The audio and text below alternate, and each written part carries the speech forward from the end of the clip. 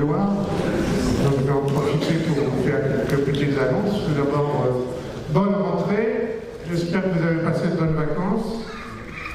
Bon, il n'y a pas un grand oui. Bon, c'est la première pour nous aussi. C'est quoi tous ces gens qui rentrent par le haut là et qui ne sont pas pointés? Oh, Daniel, elle ne va pas être contente. Daniel, tu laisses rentrer les gens par le haut? Comme ça? Les skieurs? Bon, il faudra donner votre nom en sortant, qu'on coche. Parce que, évidemment, la salle est réservée archi pleine. Bon, alors je sais bien qu'il y a 20% qui ne viennent pas, qui ne se présentent pas sans prévenir. Il y en a beaucoup qui préviennent, hein, c'est gentil.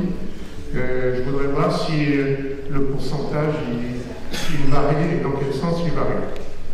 Bon, comme c'est la première aujourd'hui, j'espère qu'il n'y aura pas trop de problèmes. Bon, problème technique, il semble que notre ami François l'ait résolu et qu'il n'y a pas eu trop de difficultés pour vous. Alors bon, il n'y avait pas de panneau. Pour la prochaine fois, on mettra des panneaux, hein, parce que c'est pas facile. Je voulais... comme toujours, il y a une vidéo directe. Alors, il y a une amélioration par rapport à la salle de télécom. C'est que maintenant, on a une meilleure qualité. On est transmis vraiment en direct par le CNAM. On a le conférencier et les slides côte à côte sur la transmission, sauf pour notre ami François, parce que comme il n'était pas au courant, moi non plus je n'étais pas au courant, il n'a pas la clé avec toute sa présentation pour pouvoir le transférer sur le PC du CNAM. Donc pour aujourd'hui, ça sera comme d'habitude. Alors vous voyez les adresses qui sont données là. Ce sont les adresses comme d'habitude sur YouTube, mais à partir de la prochaine fois, vous aurez l'adresse du CNAM pour voir en direct vraiment la conférence en meilleure qualité. Je la mettrai sur mon slide. Alors, tac. Je confirme qu'il faut rentrer par la porte rue Saint-Martin et non pas par le musée. Il y avait une petite inconnue, les gens se posaient des questions. Donc, on peut entrer par la porte Saint-Martin, de la rue Saint-Martin. Alors, les prochaines, je vais m'asseoir, oui, c'est pas plus cher. Les prochaines conférences de la salle, donc vous savez que la prochaine, ça sera avec Jean-Pierre Luminet, qui va nous parler de Hawking. Les réservations commencent à partir de demain matin 9h. Je me doute bien qu'à 11h, elles seront déjà pleines. Donc, j'essaierai vraiment d'obéir à 9h, pas d'ouvrir plus tôt ou plus tard, pour que ceux qui tiennent vraiment à voir Jean-Pierre puissent s'inscrire. La dernière fois qu'on a fait ça à Télécom, les gens ont fait la queue jusque dans la rue. Et les gens étaient assis sur les marches, sauf qu'ici, c'est un peu plus difficile. Donc après, on va fêter les 100 ans de l'UAI, l'Union Astronomique Internationale, et c'est Jean-Louis Bougeret qui va nous parler d'un célèbre astronome qui s'appelle Benjamin Bayot, qui a été le premier président de l'UAI.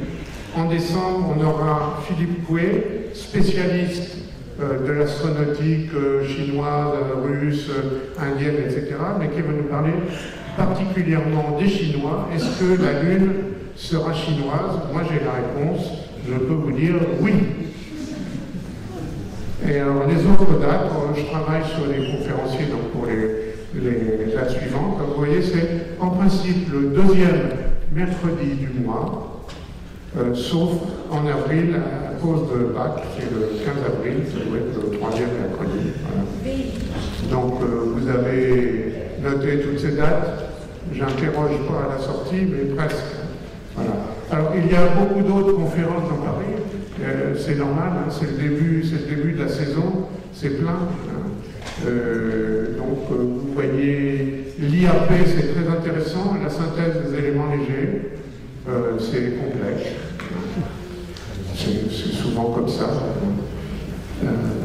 Sinon, on fait une grande... je vais vous en parler après. Notez la date du 8 octobre, on fait un grand show à la Sorbonne. Je vous en parlerai. Qu'est-ce qu'il y a pour les gens de la SAP, la commission de cosmologie, le samedi 12 octobre. Oui, alors... bon, je n'ai pas tout compris, c'est pas grave. Bon, vous voyez aussi, moi je donne une conférence le 14 octobre. Vous savez que c'est le cinquantenaire d'Apollo. Et j'ai voulu faire un peu plus que ça. J'ai tellement donné de conférences sur les 50 ans d'Apollo, ça commençait, que j'ai voulu faire la suite. Vous savez que beaucoup d'agences spatiales veulent retourner sur la Lune, y aller sur la Lune pour ceux qui n'ont pas été, et on va voir un peu comment on peut retourner sur la Lune, aller vers Mars, aller peut-être vers les astéroïdes. Est-ce que la Lune est un avant-poste pour aller sur Mars ou les astéroïdes? Je vous ai préparé une belle conférence, donc si ça vous intéresse, c'est dans le cadre des conférences du CIS-PTT qui eux aussi ne peuvent plus retourner à Télécom. Bien sûr, ils avaient leurs entrées à Télécom, et ils ont trouvé un l'auditorium ARA, dans le 13e aussi. Voilà. Et qu'est-ce qu'il y en a encore? À l'Observatoire de Paris, Françoise Combe, mais elle ne tient pas beaucoup à ce qu'on fasse de la publicité parce que la salle est très petite. Mais pour les passionnés du Big Bang, elle va nous faire l'histoire du Big Bang sous son aspect historique dans la salle de l'atelier le 16 octobre à 14h. C'est entrée libre, gratuite et obligatoire, mais il faut s'inscrire. Donc vous vous inscrivez, vous cliquez sur mon site, vous cliquez sur le séminaire d'histoire de l'astronomie et vous inscrivez. Je pense que ça doit commencer à être plein. Voilà, je crois que ça aurait vu ça. Alors voilà ce dont je vous parlais. Le 8 octobre, dans l'après-midi, de 14h à 20h en gros, de 14h à 20h, on va fêter les 500 ans de la mort d'un grand génie, Léonard de Vinci, qui est mort en France, vous le savez. Et on a réservé le grand amphithéâtre de la Sorbonne. Alors, ceux qui ne connaissent pas le grand amphithéâtre de la Sorbonne, ça vaut vraiment le coup, rien que pour voir l'amphithéâtre, de vous inscrire et de voir cette pièce merveilleuse. Alors, on fait venir il y aura des prix Nobel, il y aura des astronautes, il y a Jean-François Pierrois, il y aura Jean-Pierre Luminet qui sera là, il y a des tas d'autres personnes. Il y aura Bernard Foin, que vous connaissez, de l'Agence spatiale européenne. Et l'idée, c'est un peu de voir comment on peut retourner sur la Lune, là aussi. Est-ce que Léonard aimait la Lune, avait envisagé tout ce qu'on avait prévu de faire pour aller sur la Lune? Le site que je vous ai écrit en haut, indigo.yen2p3, etc., c'est le site pour s'inscrire. Bien entendu, c'est gratuit. Il y a 900 places. Mais il y aura du monde, je pense. Donc, on n'a pas fait beaucoup de publicité pour le moment. Le programme va sortir demain. Vous le trouverez sur mon site, si vous ne le trouvez pas ailleurs. Alors, allez, je suis. Et voilà quelques photos de notre dernière conférence SAF à Télécom.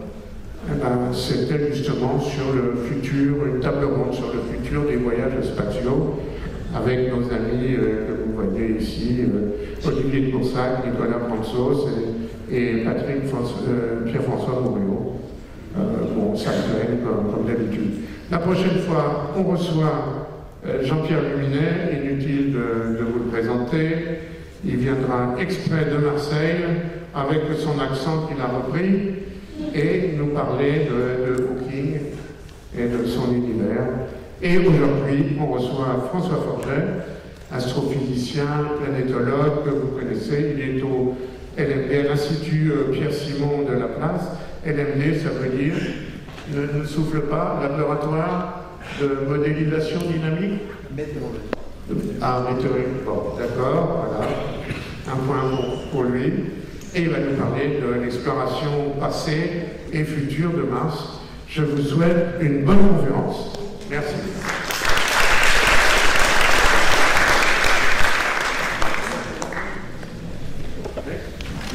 Alors, comment tu fais ça?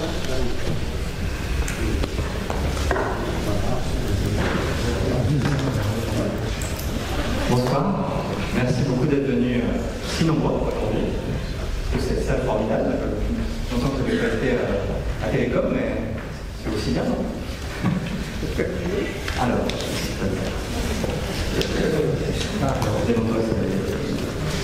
donc, je réalise d'un coup, en voyant tous ces regards aiguisés, que aujourd'hui, en fait, je suis bien à l'Institut Astronomique de France, et donc je me rends compte que j'espère ne pas avoir fait une présentation trop grand public, mais j'essaierai dans mon propos de bien vous donner des détails. Et j'ai une présentation assez longue, mais je vais essayer d'aller assez vite pour qu'on puisse discuter ensuite. Donc aujourd'hui, vous parlez de Mars, vous parlez d'exploration. Jean-Pierre vous l'a présenté, un petit peu des missions à venir, des missions robotiques à venir, et puis quelques transparents à la fin, quelques slides pour parler de l'exploration humaine, faire un petit point, pas aussi détaillé peut-être que ce que fera Jean-Pierre dans exactement 2 mois, le 11 décembre, si j'ai bien compris. Je vais couper la lumière. Voilà. Ça va. Donc, Mars. Alors quand je fais une présentation devant du vrai grand public, pas ici, je commence par dire Mars, bien sûr, tout le monde connaît. Pendant des années, on a observé Mars à l'œil nu, petite tache rouge. Après, on a regardé ça au télescope. C'est très difficile. Le télescope, je suis ici à la Société Astronomique de France, vous avez tous déjà regardé. On ne voit pas grand-chose, pour être honnête. C'est joli quand on sait, mais c'est pas facile de comprendre ce qui s'y passe. Surtout quand il y a une tempête de poussière, comme l'été dernier.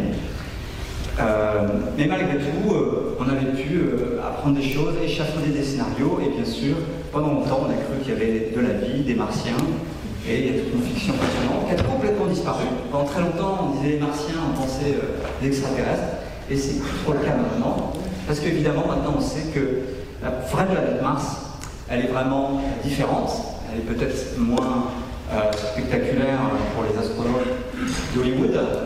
Mais en fait, non, la vraie planète Mars, c'est un monde tout à fait extraordinaire, très actif, et qui mérite d'être exploré. Et ça, on l'a découvert comment? Bien sûr, c'est pas juste avec des télescopes. Il a fallu y aller, il a fallu des fusées, il a fallu des sondes spatiales. Je vous illustre ça avec la première sonde européenne qui a été autour de Mars. La première sonde à se mettre en orbite autour d'une planète, c'était Mars Express, c'était un lancement déjà en 2003, une mission sur laquelle j'ai beaucoup travaillé. Est-ce que vous entendez bien? Oui. Oui. Oui. Et puis voilà, on a eu de très nombreuses missions, encore aujourd'hui, donc vous avez un petit panneau dont je vais me servir pour vous décrire un petit peu le passé et l'avenir de l'exploration. Encore aujourd'hui, donc après les premières missions des années 70, Marine 9 et Viking, il y a eu aussi les missions, des survols dans les années 60, les grandes missions qui ont découvert le vrai Mars, Marine 9 et Viking dans les années 70, puis le renouveau dans les années 90, Mars Surveyor, Spirit, Phoenix, tout ça. On arrive maintenant à quand même 6 satellites en orbite autour de Mars, actifs aujourd'hui, qui observent Mars sous toutes ses coutures, à toutes les longueurs d'onde, si vous voulez. Vous avez le robot Curiosity qui est actif, Spirit, donc Insight dont je parlerai tout à l'heure, et puis Opportunity, je l'ai laissé là, un peu par nostalgie, même si, comme vous le savez, il est mort de sa belle mort, c'est-à-dire tué par une tempête de poussière sur Mars à l'été dernier, il y a un peu plus d'un mois. Alors, que nous ont appris toutes ces missions? Je me suis senti obligé de faire un petit résumé quand même, remettre un peu dans l'ambiance. Qu'est-ce que c'est que cette planète Mars? Alors, comme je l'ai dit tout à l'heure, toutes ces missions nous ont montré que Mars est une planète très active, par bien des aspects aussi riches au niveau de sa géologie, de sa climatologie que la Terre. Et c'est d'autant plus intéressant qu'il y a beaucoup de points communs, comme vous le savez, même si vous avez une atmosphère beaucoup plus fine. On a une atmosphère à peu près 100 fois plus fine, 6 hectopascales à surface, essentiellement du dioxyde de carbone. On est 1,5 fois. Mars, c'est pas juste à côté de la Terre, comme sur ce schéma, mais elle est 1,5 fois plus éloignée du Soleil que la Terre. Et donc elle est un peu plus froide, mais par ailleurs il y a beaucoup de points communs. L'obliquité, l'inclinaison de l'axe de rotation par rapport au point d'orbite est de 25 degrés 2 par rapport à 23 degrés 5 sur Terre, c'est-à-dire que le cycle des saisons, même si l'année est un peu plus longue, c'est quasiment le même. La durée du jour, c'est 24 heures 40 minutes, donc on a vraiment, quand on travaille sur Mars, entre guillemets, au point de vue, on retrouve tous ces repères. Et même au niveau scientifique, le fait que la rotation soit presque la même fait que la force de Coriolis qui contrôle la circulation atmosphérique, tout ça, c'est très similaire. Et donc on retrouve à peu près les mêmes phénomènes. Alors de même que sur Terre, le climat est rendu complexe par les nuages, les océans, la glace, on n'a pas d'océan sur Mars, un climat hypercontinental. Par contre, on a d'autres phénomènes qui rendent la planète très active et compliquée. On a des tempêtes de poussière, comme on voit ici, il se forme là, vous avez une dépression, un front qui soulève du vent. La dépression se forme parce qu'on est au bord d'une calotte polaire de glace carbonique, de l'atmosphère congelée, ça c'est très exotique par rapport à la Terre. On a aussi, comme c'est marqué ici, des brumes de glace d'eau. Et donc sur cette planète, on a toujours plein d'activités. Je vous rappelle que la température, typiquement la journée, va être à la surface de 20 degrés. Par contre, la nuit suivante, la température va descendre à moins 80. Et puis dans la région polaire, comme on voit ici, là on est au printemps, toute une partie de la surface est recouverte de glace carbonique. La glace carbonique est toujours autour de moins 135 degrés. Alors, souvent on pose la question, est-ce qu'il y a de l'eau sur Mars? Tout le monde sait la réponse ici, mais on pose la question. Et effectivement, il y a beaucoup d'eau sur Mars. Ne serait-ce que tout au nord, vous voyez ici cette grosse calotte qui fait à peu près 1000 km de diamètre, c'est la calotte polaire nord, qui chaque été est exposée au soleil, la vapeur d'eau se sublime, et vous avez tout un cycle hydrologique avec le transport de la vapeur d'eau. L'eau va se condenser pour former les nuages que vous voyez là. Et c'est ainsi que, autour par exemple des grands volcans comme Olympus Mons, le grand volcan du système solaire, 28 mètres de haut par rapport à la base, eh bien, vous avez toujours une formation de nuages, en tout cas pendant une bonne partie de l'année, la période la plus humide. Et puis, dans bien des endroits, ici on est c'est une image de la surface prise par la sonde Viking 2, 48 degrés nord, dans les années 70. 48 degrés nord, c'est exactement la latitude du CNAM. Et vous avez là, chaque automne, hiver et printemps, du givre qui se forme. C'est pas du givre carbonique, la neige carbonique est plus au nord, mais c'est du givre de glace d'eau. Donc on a beaucoup d'eau, dans le sous-sol, dans l'atmosphère, sous forme de nuages, du givre dans toute une partie de l'année, sur toute une partie de la planète. Par contre, c'est de l'eau toujours sous forme solide ou sous forme gazeuse. On n'a pas d'eau liquide en surface. On comprend pourquoi, la pression est trop basse pour que de l'eau liquide puisse se stabiliser. On peut en théorie, si on met un verre d'eau sur Mars au fond d'une plaine où la pression est assez haute, on pourrait avoir de l'eau liquide de manière temporaire, mais l'atmosphère est tellement sèche qu'elle va s'évaporer très vite et elle va surtout geler rapidement, bouillir si on est un peu haut. Bref, c'est très difficile parce que sur Mars, même dans les plaines où la pression est la plus élevée possible, le point d'ébullition va être autour de 2-3 degrés Celsius. Ça va pas être facile d'avoir de l'eau liquide. Bref, on n'a pas d'eau liquide. Alors, il y a des spéculations. Tous les 6 mois, à NASA, les collègues font une annonce en disant qu'ils ont trouvé des indices d'eau liquide avec du sel ou je ne sais quoi. En réalité, il n'y a vraiment pas d'eau liquide à la surface de la Mars. Alors évidemment, c'est embêtant. Parce que sur Terre, la vie telle qu'on peut l'imaginer, telle qu'on la comprend, telle qu'on peut la détecter, eh bien la vie a besoin d'eau liquide. C'est même très simple sur Terre. Partout où il y a de l'eau liquide, il y a une vie active. Partout, même dans les nuages, les gouttelettes, même dans le sous-sol, partout. Quasiment pas d'exception. Et puis, par contre, dès qu'il n'y a pas de liquide, la vie s'arrête complètement. Plus de reproduction, les bactéries ne vont plus manger, rien du tout. Donc c'est embêtant puisque ça veut dire qu'il n'y aurait pas de vie sur Mars. Et effectivement, tout indique qu'il n'y a pas du tout de vie à la surface de Mars actuellement. Mais ce qui rend Mars intéressant, vous le savez, c'est que ça n'a pas toujours été le cas. En effet, si on prend une carte topographique de Mars, donc vous avez déjà vu ça, on a les hauts plateaux au sud, c'est rouge sur les hauts plateaux, et les grandes plaines du nord, et les hauts plateaux sud, on voit, sont recouverts de cratères. Alors, vous savez sans doute pourquoi, on n'a pas du tout ces cratères-là sur Terre, quasiment pas, par contre ça ressemble plutôt à la Lune. La raison, c'est que toute cette partie sud date de plusieurs milliards d'années. Elle est bien plus ancienne que la plupart des surfaces sur Terre. Sur Terre, la tectonique des plaques, l'érosion fait que la surface est sans cesse renouvelée. Ce n'est pas le cas sur la Lune, sur Mars, et sur la Lune non plus. Résultat, vous avez plein de terrains qui remontent à 3,8-4 milliards d'années, c'est-à-dire dans la jeunesse du système solaire, la jeunesse de la planète.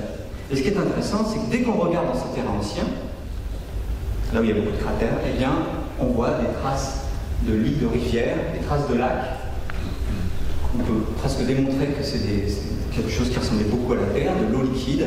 Et on a eu vraiment, pendant probablement des millions d'années, voire peut-être des centaines de millions d'années, un cycle hydrologique qui ressemblait à la Terre, avec relativement aride, mais avec quand même probablement des précipitations.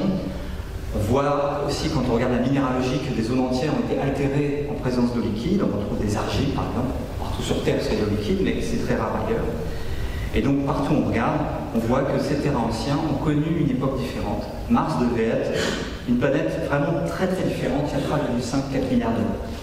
Alors ça, c'est passionnant. On a envie d'abord de mener l'enquête au niveau géologique, on aurait envie d'envoyer des paléontologues qui pourraient chercher des fossiles. Alors, on ne s'attend pas à trouver des coquillages, mais peut-être des bactéries fossiles ou des indices. Vous savez, peut-être sur Terre, on trouve des indices parfois visibles, des stromatolites qui ont été laissés par des accumulations de bactéries, des choses comme ça, et on rêve d'aller mener l'enquête là-dessus. Évidemment, c'est difficile. On peut le renvoyer, vous voyez là, on voit un astronaute, il a un petit télescope dans la main, il regarde dans sa visière, il découvre une petite bactérie fossile, alors il est content. On aimerait bien faire ça. J'en parlerai tout à l'heure. Pour l'instant, c'est pas tout de suite. Donc en attendant, comme vous le savez, on envoie à la place des robots géologues pour mener l'enquête. On a d'abord envoyé à droite un petit précurseur, c'était le robot Sojourner, dans le cadre de la mission Pathfinder, qui a appris à la NASA à rouler et à se promener. Et puis on a envoyé cette double mission des Mars Exploration Rover, les MER dans notre jargon, donc Spirit Opportunity, que vous voyez ici, en développement au Jet Propulsion Laboratory, là dans le lieu de Los Angeles, on va tous souvent. Un peu plus près du micro, je pense. Si vous voulez, c'est mieux comme ça. Et qui ont fait une mission, alors que leur mission initiale était plus de 90 jours, ont pu explorer, parcourir des dizaines de kilomètres et explorer les terrains anciens de Mars.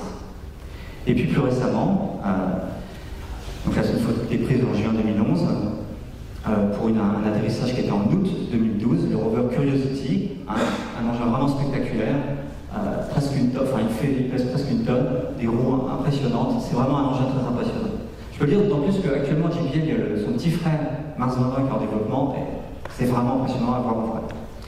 Donc on a envoyé ce robot géologue, vous avez tous déjà vu ces images, Curiosity qui explore le fond d'un cratère, le cratère Gale, qui contient plusieurs kilomètres de sédiments. Certains sédiments sont éoliens, mais une grande partie sont des sédiments lacustres, ont été déposés en présence d'eau liquide. Au fond, Rover Curiosity a pu cartographier cette zone, Yellowknife Bay par exemple, qui a été démontrée comme étant les restes d'un ancien lac. Un petit peu plus loin, vous avez un torrent avec des galets. Il n'y a plus rien maintenant, mais c'était il y a quelques milliards d'années. Et puis, Curiosity remonte actuellement le centre du cratère, donc cette accumulation de sédiments, le Picard, et mène une enquête très intéressante sur tous ces sédiments, tout ce passé très ancien. Alors avant d'aller plus loin, j'aime bien raconter quand même que pour l'instant je vous ai parlé du succès de ces missions, là j'ai listé, c'est des réussites, mais il faut se souvenir que l'exploration de Mars, l'exploration spatiale en général, est une exploration assez difficile.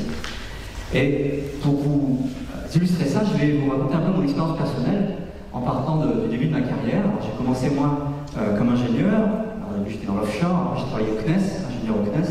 Le CNES m'a envoyé à la NASA, et là j'étais dans une équipe qui avait l'essentiel de son activité, la préparation d'une énorme mission américaine qui s'appelait Mars Observer, qui a été lancée en 1992 et qui devait se mettre en orbite autour de Mars en août 1993. Vous la voyez ici au centre. Mission très impressionnante avec plein d'instruments qui devaient révolutionner notre connaissance. Quelques jours avant l'insertion en orbite, vous savez que quand on part de Mars, on est à peu près 6 mois, 8-9 mois pour le cas d'un Observer. Et puis il faut rallumer les moteurs pour pouvoir freiner et se mettre en orbite. Donc quelques jours avant, la NASA a commencé à préparer, le JPL a commencé à préparer l'allumage des moteurs, remis sous pression les réservoirs, et hop, disparition. La sonde a explosé, il y a plusieurs scénarios pour expliquer ça. Bon, très bien. ce moment-là, j'ai découvert que ingénieur c'est bien, mais en fait mon rêve c'était d'être chercheur, donc je suis rentré en France, j'ai commencé une thèse, et là j'ai commencé à travailler sur un des instruments de la sonde Mars 96, que vous voyez à droite. Une énorme mission, très ambitieuse, avec une très forte participation européenne et même française. Formidable, tout ça se déroule, arrive le mois de novembre 96, lancement de la sonde sur une fusée Proton. Et donc, le lancement de la fusée, et comme vous le savez, il y a eu un problème dans le dernier étage de la sonde, elle a fini au fond de l'océan Pacifique. Bon.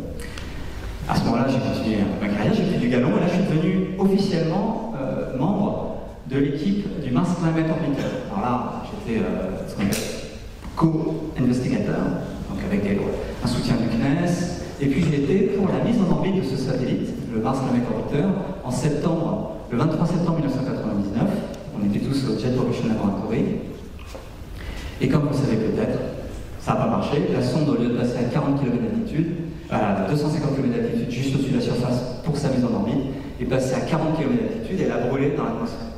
Vous vous souvenez sans doute, la raison de cet accident, c'est qu'il y a eu une confusion d'unité. Alors parfois les gens pensent que c'est une confusion entre les kilomètres et les miles, non, c'est quand même plus compliqué. C'est simplement que Lockheed Martin, qui avait fourni l'essentiel de la sonde, travaillait, comme la NASA le réclame, en unité système international, donc mètre, Newton, Kelvin, tout ce que vous voulez, mais par erreur, les instructions sur les moteurs de correction de trajectoire étaient données en pounds, donc des vieilles unités impériales. Et pas en Newton. Mais ça travaille en Newton, donc ils se sont trompés, ça a roulé. Bon, alors juste après, là j'étais moins impliqué, mais arrive le Mars Polar Lander. On est quelques mois après, l'atterrissage était prévu pour donc, une mission qui est disposée au niveau du pôle sud de Mars, notre mission de la NASA, en décembre 99. Moi je suis passionné, je m'intéresse beaucoup aux régions polaires, mais j'étais pas officiellement impliqué, mais bon, quand même été la sonde est parfaitement rentrée dans l'atmosphère, on ne sait pas ce qui s'est passé après. Elle a disparu. Très bien. Donc après, j'ai continué. Alors, je me suis très fortement impliqué dans la mission européenne que je vous ai parlé tout à l'heure, qui est renée des cendres de Mars 96, donc la mission Mars Express. Sur la mission Mars Express, il y a des spectromètres français, une caméra allemande, un radar italien, et puis les Anglais ont dit bah non, on va fournir un petit atterrisseur avec l'aide de l'Agence spatiale européenne qui s'appelait Beagle 2. Vous voyez ici au milieu. Un petit atterrisseur très ambitieux. Beagle 1, c'est le bateau sur lequel Darwin fait ses aventures, et Beagle 2, bah, c'était lui, il devait rechercher, faire Darwin sur Mars. Donc l'atterrissage était prévu la nuit de Noël 2003, et ça n'a pas fonctionné. On n'a jamais eu de nouvelles. Enfin si, plusieurs années plus tard, la caméra très haute résolution de Mars Autonomous Orbiter, le satellite, a trouvé Beagle 2, et on a vu qu'elle s'est bien posée, elle a ouvert la moitié de ses panneaux solaires, et pas tout.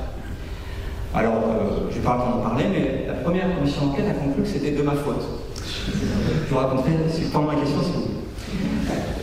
Et puis bon, ça a continué. Bon, après, il y a eu cette grosse mission Strobos Grunt en 2011, sur laquelle je n'étais pas beaucoup impliqué, mais qui elle aussi a raté l'allumage du 3e étage, du 4e étage, plutôt pour aller vers Mars. Et elle a aussi fait aussi, c'est que pendant ce temps-là, c'était vraiment l'objectif de la sonde, c'était de vérifier de nos technologies pour l'entrée des énigmes. Le transverse toutes les informations technologiques et scientifiques, notamment l'expérience scientifique Amelia, pour mesurer des propriétés de nos co-responsables, a pu récupérer pas mal d'informations. Par contre, les choses ont commencé à mal se passer à 11 000 mètres pendant l'ouverture du parachute. Comme prévu, le parachute a créé des énormes secousses. Ce qui s'est passé, c'est que, évidemment, sur un engin comme ça, le contrôle latitude est mesuré par une centrale inertie et un gyroscope. Ça s'appelle Inertie IMU, Inertie Unit. Et le gyroscope a mesuré ce très très fort mouvement de rotation.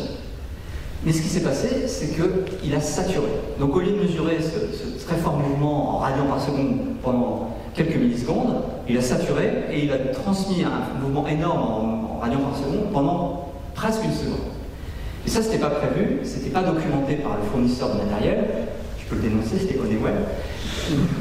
Pas que je et donc, la sonde, l'ordinateur a mesuré que la sonde avait vraiment tourné sur elle-même. Pour être sincère, c'est pas la faute de Noël. Il aurait fallu qu'il y ait plus de moyens pour qu'on puisse vérifier, tester tout le matériel, y compris cette centrale Ignis. Donc ce qui s'est passé, c'est que, au lieu d'être en attitude réelle vers le bas, l'ordinateur a compris que, vu la vitesse de rotation qu'il y avait eu pendant une seconde, on était la tête en bas.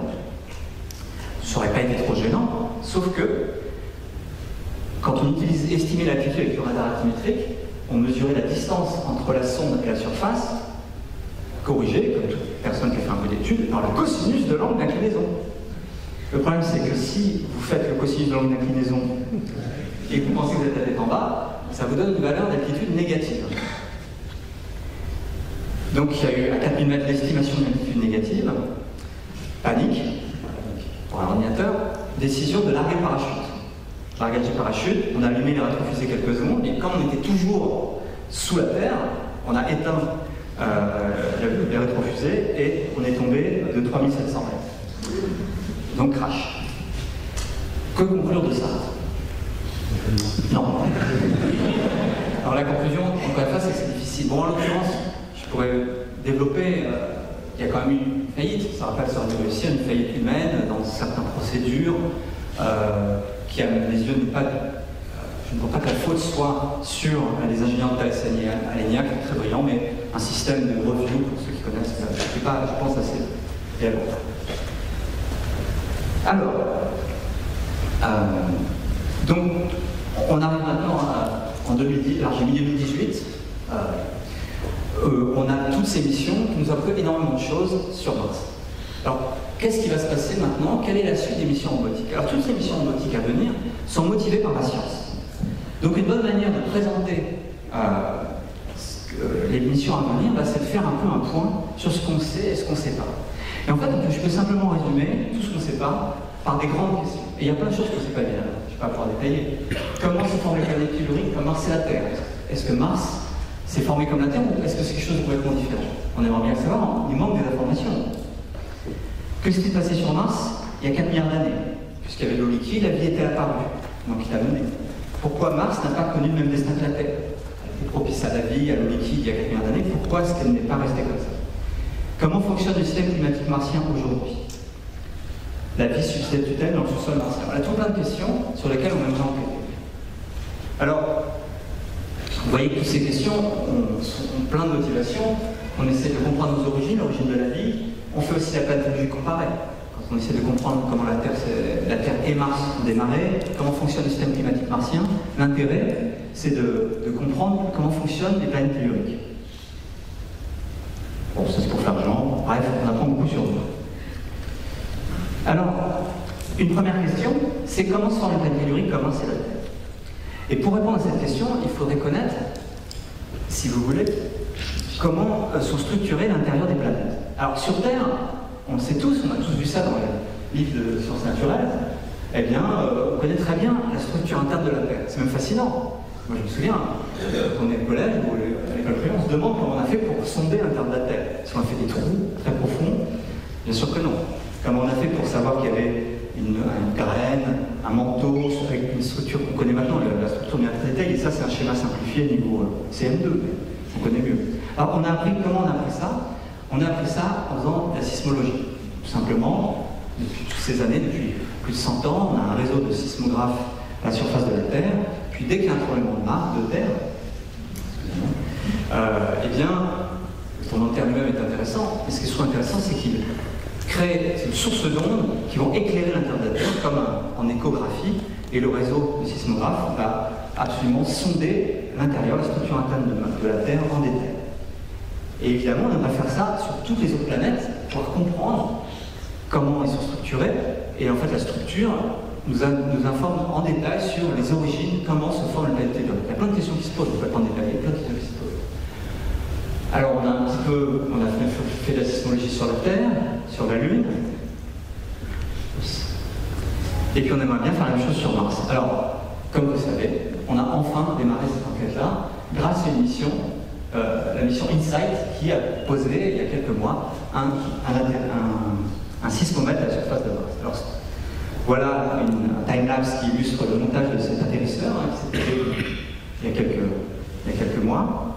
Ce qui est bien, c'est qu'à bord, vous avez un instrument, un sismomètre, et ce sismomètre était vraiment complètement fabriqué en France, sous la direction de l'Institut physique du Globe, là, qui est à côté de Jussieu, de l'autre côté de la Seine, par ici, mais tout près. Et on a pu développer un instrument que personne ne savait faire, y compris les Américains, donc ce sismomètre qui s'appelle SACE, sous la direction de mon collègue Philippe Lonioni.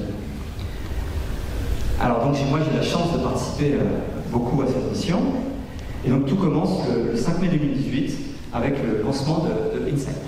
Voilà une photo, c'est vraiment une photo. Bon, en fait, InSight n'est pas lancé depuis la Floride comme d'habitude, mais depuis une base en Californie, c'est Vandenberg, pour aller là-bas, c'est bien. Sauf que c'est une zone très connue pour ses brumes, et on n'a rien vu du tout. On a entendu quelque chose, mais on n'a rien vu du tout. Il y a un pilote d'avion, un touriste un peu astucieux, qui s'est mis à la limite de la zone d'exclusion et qui a pu prendre la photo de la sonde qui décolle. Et nous, donc, InSight est donc arrivé sur Mars le 26 novembre dernier, et à nouveau je vous montre des images de synthèse, à nouveau pour vous montrer toutes ces 6 minutes de terreur, on appelle ça,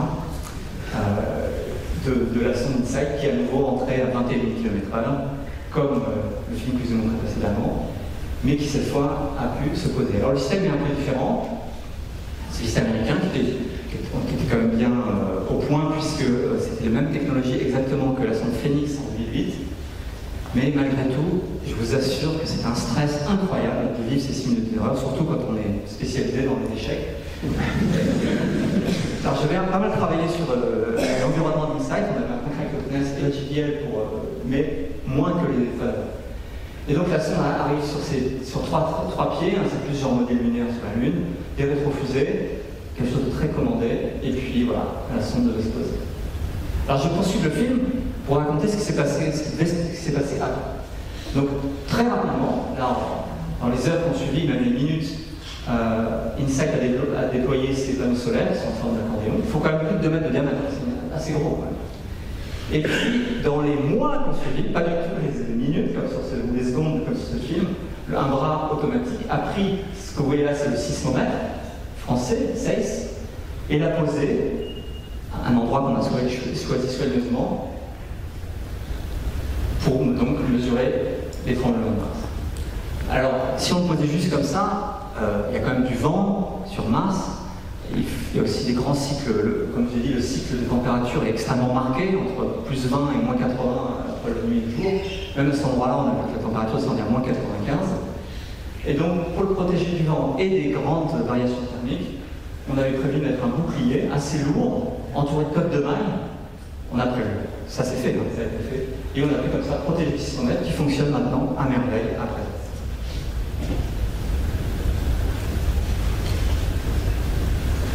Alors, l'atterrissage a réussi, joie énorme, vraiment très émouvant, je voulais juste vous montrer, ça c'est la salle d'opération, j'y étais pas. Moi j'étais dans une salle à côté avec les scientifiques, ça c'est quelques minutes après l'atterrissage, et ce qui était bien, c'est quelques minutes après l'atterrissage, on a immédiatement reçu des photographies de la surface. Alors la photo est très mauvaise parce que l'objectif de la caméra était complètement, couvert par des particules qui ont été soulevées par la rétrofusée. On a pu enlever la cellule et on a pu voir les chutes. Alors la raison pour laquelle on a pu avoir des images aussi rapidement, je vous ai dit que c'est pas toujours facile puisque les satellites de transmission ne peuvent pas généralement retransmettre vers la Terre en temps réel, ils doivent se tourner vers la Terre. C'est que, accompagné InSight, 2 petits CubeSat, des microsatellites, qui l'ont suivi. Et au moment où la sonde s'est posée, ils ont retransmis en temps réel les images de la surface. Alors je vous le mentionne parce que je pense que c'est l'avenir aussi de l'exploration des planètes et de Mars. On aura de plus en plus de microsatellites. Alors c'est vraiment pas un gros truc, 13 kilos, il y en avait 2 comme ça, très très simple. C'est pas connu, ils ont pas coûté trop cher. Mais je dois dire que les ingénieurs qui étaient en charge de ça, c'était des super pointures de JPL. Donc c'est pas un projet d'étudiant. Donc 6 U pour ceux qui connaissent, c'est-à-dire ça doit faire 10 par 20 par 30 cm. Donc un petit engin, et puis qui capturait l'UHF et reliait la bande X donc, vers la Terre, c'est-à-dire le signal classique qui est réglé par le télescope. Il y avait même une petite caméra à bord, là c'est une photo que j'ai prise avec mon téléphone portable.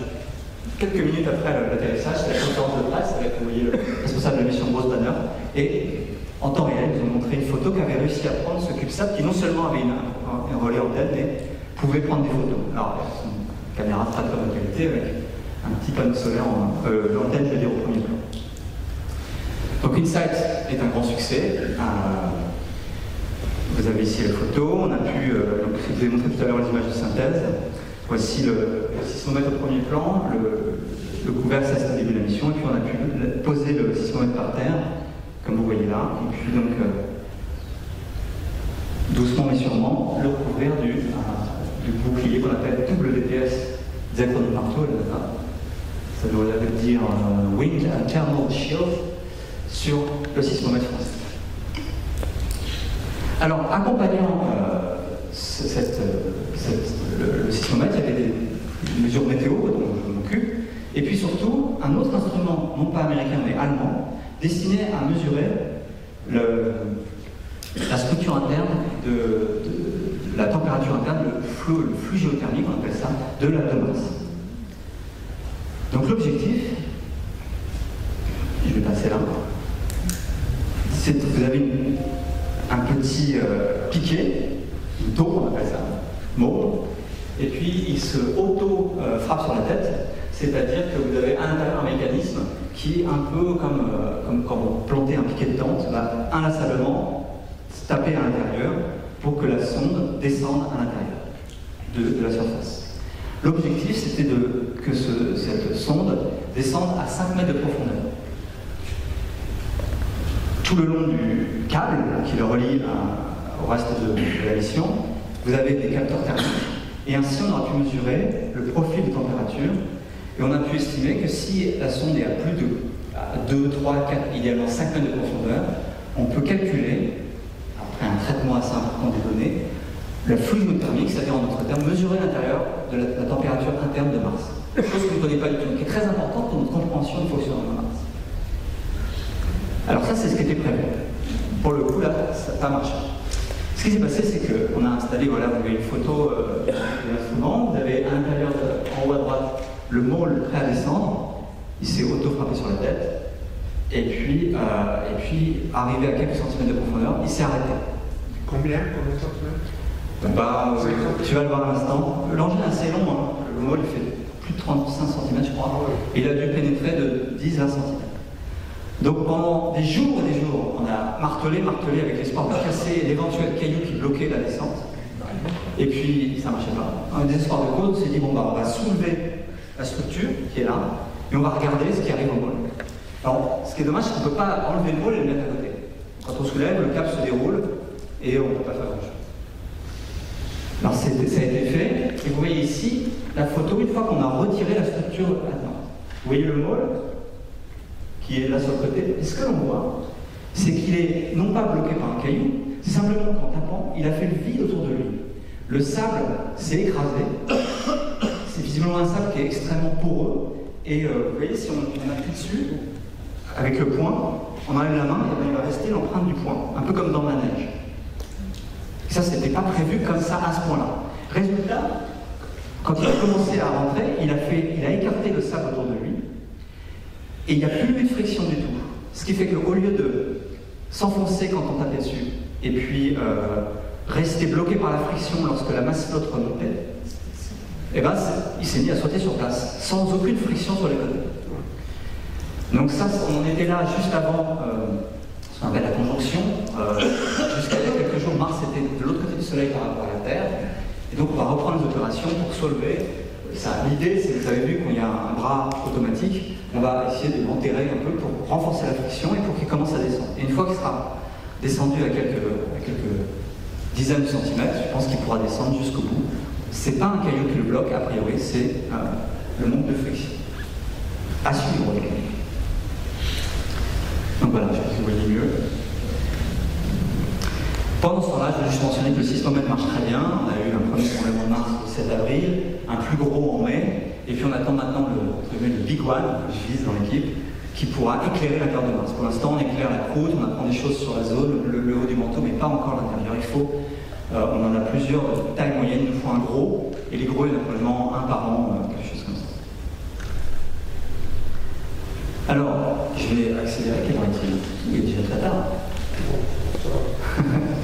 Je voulais vous mentionner, toujours dans le cadre de ces questions, d'autres missions spatiales. Alors, à la question comment fonctionne le système climatique martien et la vie subsiste-t-elle dans le sol martien, je voulais juste évoquer la mission du Trace Gas Orbiter. Vous savez, celle qui transportait sur sa tête, vous voyez là-haut, le Schiaparelli. Elle est arrivée, elle s'est mise en orbite autour de Mars en novembre 2016, mais elle a commencé sa mission qu'il y a un peu plus d'un an, parce qu'il y a eu une longue séquence d'aérofreinage pour arriver sur l'orbite scientifique, donc pour séculariser l'orbite. Et puis on a maintenant des résultats très intéressants. Et cette sonde fait exactement ce que j'ai mentionné. Elle, à la fois, elle enquête sur l'atmosphère, d'où son nom Trace Gas Orbiter, mais surtout, elle est équipée pour détecter la présence de gaz traces très rares en utilisant l'éclairage du Soleil. On observe le Soleil lorsqu'il se couche ou lorsqu'il se lève.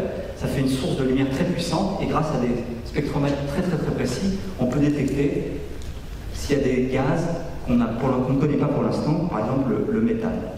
L'idée, c'est que, en essayant de mesurer les gaz traces comme le méthane, comme HCN, peut-être le soufre, le SO2, je veux dire, on pourrait peut-être caractériser une activité volcanique uniquement en reniflant, si vous voulez, ce qui sort du sous-sol, voire même biologique, ce qui était quelque chose qui était spéculé pour le méthane. L'idée étant la suivante, c'est que peut-être dans les aquifères profondes, là où la température est bien plus élevée qu'en surface, la glace fond, vous avez donc de l'eau liquide et peut-être des bactéries actives comme on a sur Terre en profondeur. Peut-être que ces bactéries, comme sur Terre, sont sources de méthane. Bon, je dois dire que pour l'instant, on n'a rien vu du tout, même beaucoup moins que ce que voit Curiosity, donc il y a un mystère scientifique que je ne vais pas avoir le temps de développer. Autre mission dédiée à l'exploration du système climatique martien, une mission étonnante qui a été initiée par les Émirats Arabes Unis, sur laquelle je travaille un peu, qui s'appelle Hope Amal en arabe, Al-Amal, espoir. Et cette mission est entièrement dédiée à faire de la météorologie. Alors c'est une mission qui est ambitieuse pour les Émirats Arabes Unis, ils sont quand même alliés à des différentes universités à travers le monde, notamment aux États-Unis. Mais elle reste très simple par rapport à ce que pourrait faire l'Europe ou les États-Unis. Mais elle est astucieuse parce qu'elle a choisi une orbite particulière pour faire une science nouvelle. Avant d'aller plus loin dans le détail, je voudrais dire une chose qui est étonnante sur cette mission, c'est que aux Émirats Arabes Unis, il y a un biais culturel qui est absolument l'inverse en Europe et en France, c'est que les études scientifiques sont absolument le choix des femmes. Depuis la création des Émirats, aux Émirats Unis, on a promu l'éducation des femmes, et l'histoire fait que les hommes vont plutôt faire du business, et à 90%, les ingénieurs et les scientifiques sont des femmes. D'ailleurs, la chef de mission est une très charismatique femme qui s'appelle Sarah Amiri, très impressionnante, et toute l'équipe est constituée de femmes. Donc c'est assez étonnant quand on va travailler sur une mission d'un pays comme cela, on ne s'attendrait pas à ça, et c'est exactement l'inverse. Tout est très féminin, et eux-mêmes sont un peu choqués de voir qu'il n'y a que des hommes dans les ingénieurs européens et américains. Bon, je ne vais pas vous détailler, c'est une mission assez classique, qui a une certaine ambition parce qu'elle est faite non pas par un industriel de renommée, etc., c'est fait plutôt avec des universités. Des instruments très classiques, je ne vais pas détailler, une caméra thermique, une caméra normale, un spectromètre ultraviolet. Mais ce qui est original, c'est que pour faire une nouvelle science, pour répondre à la question qui reste dans science du climat, eh bien, ils ont choisi de faire une orbite particulière. Au lieu de se mettre en orbite basse, de regarder toujours la même heure locale, ce que font la plupart des missions, hein, quand on prend une orbite polaire, on a tendance à regarder toujours la même heure locale, l'après-midi, etc. Ils ont pris une orbite un tout petit peu inclinée, presque équatoriale, très loin de Mars, de manière à ce que, eh bien, on soit, quand on est en bas, vous voyez, c'est une orbite légèrement circulaire, je veux dire, légèrement elliptique. Quand la sonde est en bas ici, eh bien, on est quasiment en rotation synchrone avec la surface, en orbite marso-stationnaire, on dit aérostationnaire. Donc on va survoler le même point pendant 8 heures, ensuite on va remonter un peu, Mars va tourner sous le satellite, et puis on va redescendre et regarder un autre endroit. Avec ce concept d'orbite, on arrive à observer, à cartographier entièrement l'atmosphère de Mars à toutes les latitudes, toutes les longitudes, toutes les heures locales, matin, après-midi, en une semaine.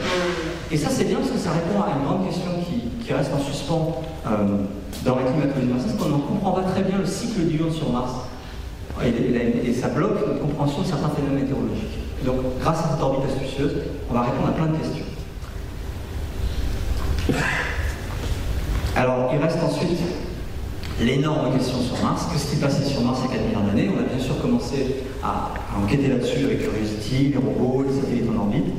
Mais 2 missions en 2020, en plus de la mission des Émirats Arabes Unis, vont enquêter là-dessus. Vous avez un rover européen qui s'appelle ExoMars, et puis le très ambitieux rover américain qui s'appelle Mars 2020. Alors quelques mots là-dessus, vous connaissez peut-être déjà tous. Donc le rover européen ExoMars, rover assez ambitieux, presque 300 kg, qui va déposer, c'est quelque chose qui est fait en partenariat avec les Russes, déposé par un intéresseur russe. Et puis ce rover, là c'est évidemment tout accéléré, a pour caractéristique d'être conçu pour non pas seulement enquêter sur les minéraux à la surface, mais faire un forage, donc un vrai forage avec une perceuse, dans le but d'aller prélever des échantillons à quelques mètres de profondeur. Alors quel est l'intérêt? L'intérêt c'est qu'on pense à quelques mètres de profondeur pouvoir accéder à des molécules fossiles, des molécules par exemple organiques, voire biochimiques qui auraient pu être déposées là il y a 3 milliards d'années lorsque Mars était couvert d'eau, et qui auraient été préservées par rapport à la surface. En surface, on reçoit du rayonnement, la chimie de l'atmosphère est très agressive. On pense qu'à 2 mètres de profondeur, on va pouvoir récupérer des échantillons encore riches peut-être en molécules fossiles et enquêter sur ce qui s'est passé il y a 2 milliards d'années. Alors bien sûr, on a choisi un site d'atterrissage très ancien, dans lequel vous avez, ce sont des grandes plaines d'argile, formées il y a presque 4 milliards d'années, et on va aller forer là-dedans pour essayer de retrouver des traces fossiles. Donc ça, c'est un lancement en juillet prochain, dans quelques mois. Peut-être. Peut-être. Alors pas grave. Ce sera embêtant si on ne lance pas en juillet prochain.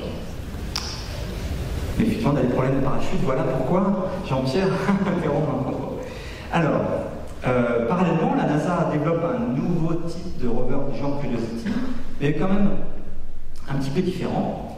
Donc là, je vous montre une chose, et en particulier, ce petit film là, vous montre le rover, et aussi quelque chose qui va accompagner ce rover, un système de technologie de démonstration. Ça va être un petit hélicoptère qui va être utile un petit peu pour cartographier localement et montrer un peu le chemin au rover, mais c'est avant tout pour démontrer si on est capable de le faire. Alors voilà, c'est des images de synthèse. Comment on va faire un hélicoptère sur Mars? Donc on utilise la technologie des drones sur Terre, sauf que quand même il y a un challenge, c'est que l'atmosphère est peut-être 100 fois à 80 fois moins dense. Donc comment on s'en sort?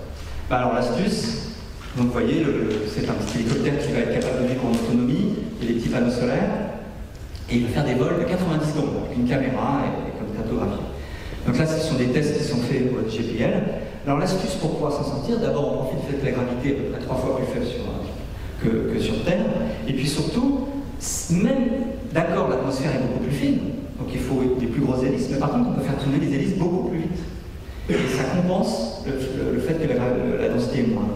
Donc là, vous avez une hélice qui fait 1,1 mètre de diamètre, et elle tourne à 3000 tours minute. Donc c'est vraiment très rapide. Sur Terre, des pales de cette taille-là tourneraient peut-être 100 fois le mètre. Donc ça, c'est confirmé. Si vous vous intéressez au sujet, c'est pour regarder la caméra qui est en permanence de GPL dans la baie de montage de Mars 2020. L'hélicoptère vient juste d'être monté sous le rover, qui sera déposé et ensuite il ira s'envoler. Normalement, il est censé fonctionner 30 jours, donc ça ne va pas être toute la mission. Bon, je ne vais pas détailler ça. Il y a des nouvelles charges utiles, c'est des instruments pour mener l'enquête sur ce passé de la planète Mars. On va atterrir dans un terrain très ancien, dans un ancien delta qui s'appelle J0 Crater, très très intéressant. Et tout un sorte d'instrument. Je mentionnerai quand même l'instrument SuperCam, qui est essentiellement développé en France en collaboration avec des collègues américains et qui va mener l'enquête sur toute la minéralogie sur place.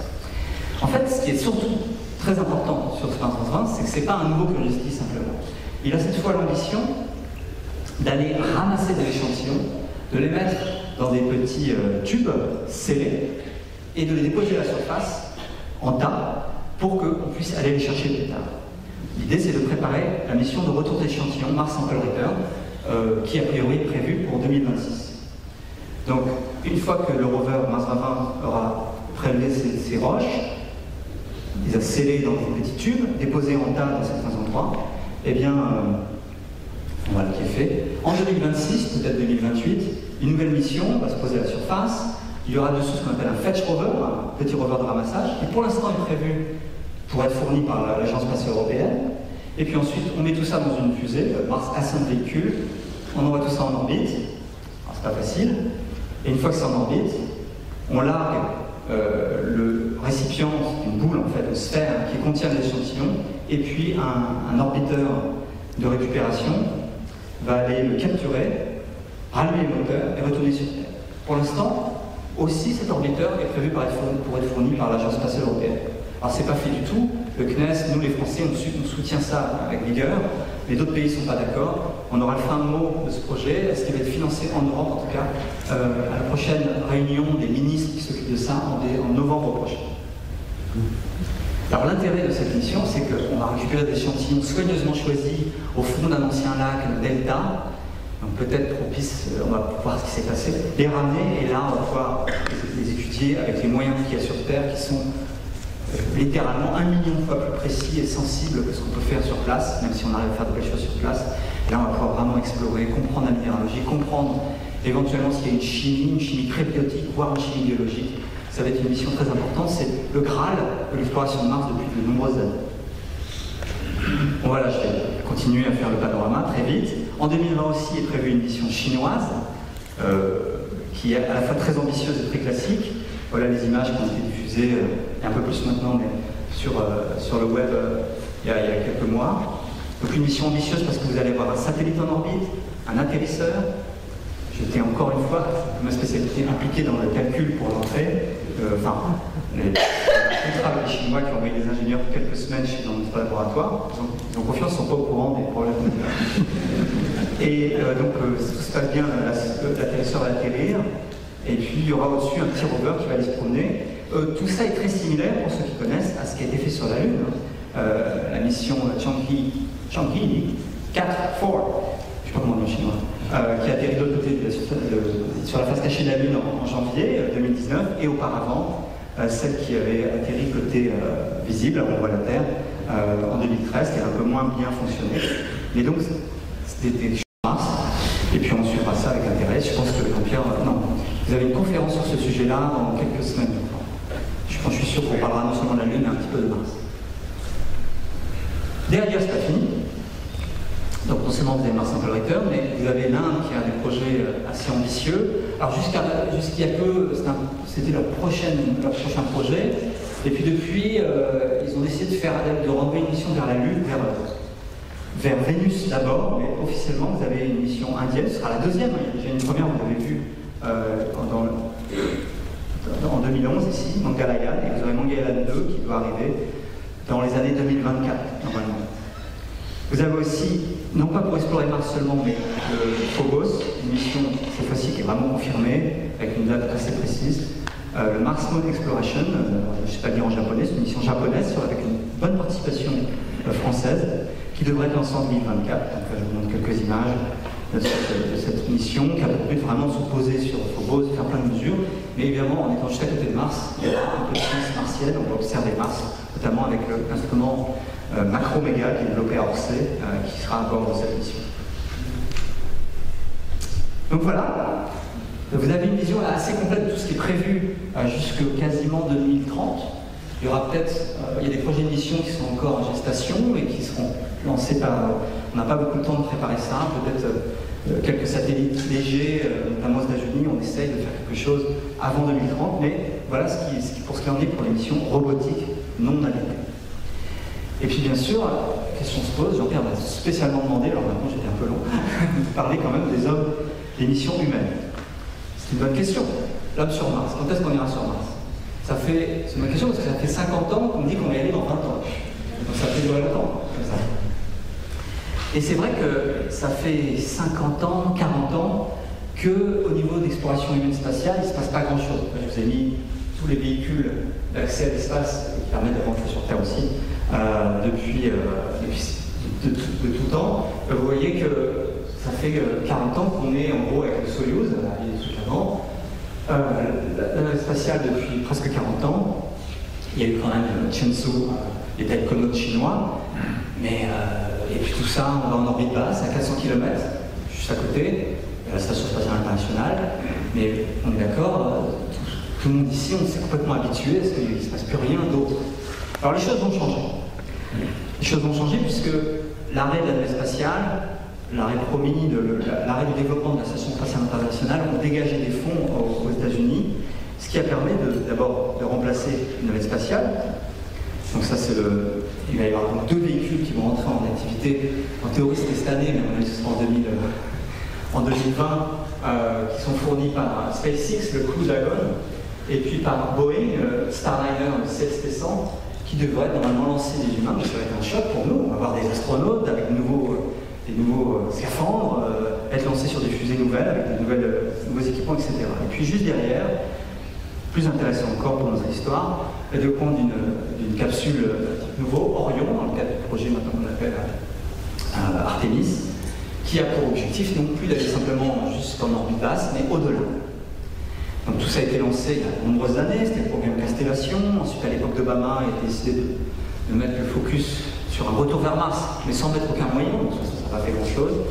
Et puis maintenant, où est-ce que va ce projet Orion? Ce sera probablement vers la Lune. Alors, allié à Orion, vous avez quelques images d'une capsule Orion qui a été développée et qui a été testée en 2014. Elle a été lancée sur une grosse fusée, elle a tourné sur Terre, ça marche pas mal. Maintenant, il faut terminer son adaptation pour les humains. Et puis, associé à ce programme, cette capsule Orion, vous avez une nouvelle Saturn V, une nouvelle fusée géante qui s'appelle le Space Launch System, qui, je dois dire, prend 3 mois de retard tous les ans, mais peu à peu ça converge, vous voyez. Et donc, qui devrait être prête, je pense, en 2021-2022. Jean-Pierre fait la moue. Ils mettent des moyens supplémentaires. Et donc, dans le but d'avoir un nouveau système, une vraie capsule genre Apollo, une vraie fusée genre SLS, et puis pouvoir aller ailleurs. Donc, d'abord vers la Lune. Donc, le premier objectif, qui est affiché, qui est financé en grande partie, avec des contrats qui commencent à être passés, c'est de développer une cible pour cette mission Orion. Ce sera une première mini-station spatiale qui sera en orbite autour de la Lune. Avant on l'appelait le Deep Space Gateway, le Lunar Orbital Platform Gateway, maintenant on l'appelle Lunar Gateway ou Gateway. Donc je crois que ça va finir par Gateway. Donc le NASA Gateway, enfin NASA avec une forte participation internationale. Je viens de mentionner, vous voyez ici cette petite station avec une capsule Orion qui arrive. La partie arrière avec les panneaux solaires, pour l'instant, pour toutes les prochaines missions, est développée en Europe, notamment en France. Donc c'est le module de service de la capsule Orion avec une forte participation européenne, dans le même genre de partenariat que ce qu'on a sur la Station Spatiale Internationale. À peu près les mêmes partenaires, les Russes, les Japonais, les Européens. Enfin, tout ça n'est pas financé, mais on en parle. Et puis donc l'idée, c'est d'avoir une mini-station spatiale qui sera en orbite assez excentrique autour de la Lune pour apprendre à vivre loin de la Terre. Et moi je peux vous détailler ça. Donc on imagine pouvoir avoir jusqu'à 4 personnels à bord, 4 astronautes. Dans la capsule Orion, il y a à peu près 4 places quand elle va loin. Elle peut aussi amener des astronautes, c'est jusqu'à 7 astronautes à la Station Spatiale Internationale. Et puis donc, voilà tout ce qui est financé, ce qui est vraiment dans les cartons, ce sur quoi travaille la NASA. Et puis on avait en tête qu'une fois qu'on serait bien installé en orbite autour de la Lune, on pourrait redescendre à la surface avec comme objectif, donc il faut que personne ne croie à la NASA, d'avoir un astronaute qui reste sur la Lune à nouveau à la surface en 2028. C'était le projet, jusqu'à ce qu'il y ait un événement, quand on est intéressé au fonctionnement de la NASA et du Congrès et de la Maison Blanche, un peu hallucinant. En mars 2019, autour de ce qu'on appelle le Space Council aux États-Unis, le vice-président américain Mike Pence a annoncé que par tous les moyens, désormais, il fallait que la NASA envoie une astronaute, sur la Lune en 2024. Et là, tous mes collègues ont fait « Oh, c'est impossible !» Bref, mais il insiste très fort, et c'est devenu maintenant, officiellement, le projet de la NASA de mettre un astronaute dès 2024. Donc à peine le Gateway sera prêt, il faudra aussi qu'il y ait un atterrisseur qui soit prêt. Oui, c'est quand même ambitieux de faire ça. Et puis une astronaute, à votre avis c'est une femme, qui ira se promener, donc un retour extrêmement accéléré. Au niveau technique, personne n'y croit, mais la motivation est forte.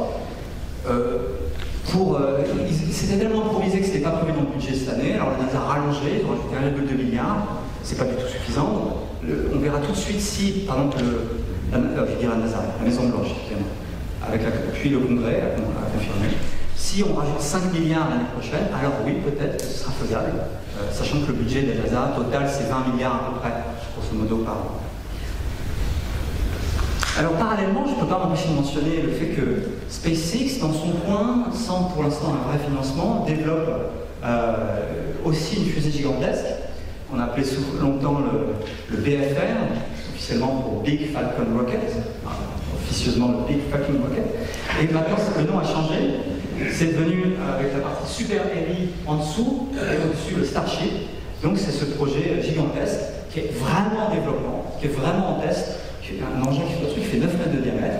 Si vous avez, tout Internet ne parle que de ça, vous pouvez regarder, il y a des forums entiers, des gens que personne ne s'intéresse au Space Launch System à droite, ça tourne 5 ans cette année, c'est l'année, mais tout le monde parle de ça.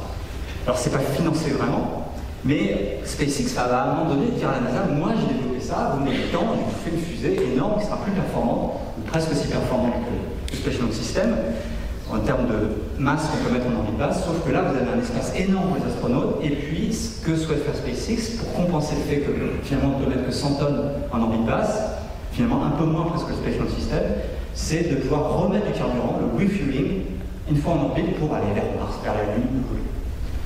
Donc c'est un projet vraiment très très populaire dans la communauté des space fans, des fans de l'espace.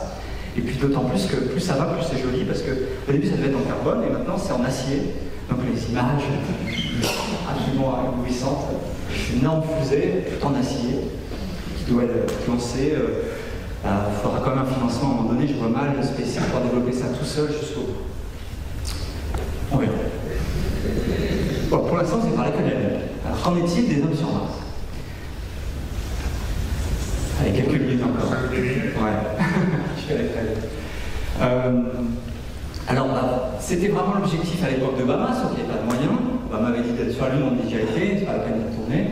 Maintenant, l'administration Trump, même si Trump ne comprend rien, mais officiellement dit on va retourner sur la Lune. La NASA est d'accord, on va dire, et donc l'objectif pour l'instant, c'est de mettre beaucoup de moyens vers la Lune et officiellement de préparer Mars. Le problème, c'est que si on retourne sur la Lune, si par exemple on fait une station à la surface de la Lune permanente, voire un Moon Village, comme le souhaite le directeur de l'Agence spatiale européenne, donc une espèce de station spatiale internationale, mais à la surface de la Lune, ça va prendre toutes les ressources disponibles pendant les 10, 20, 30 années prochaines, donc Mars ne va pas venir tout de suite.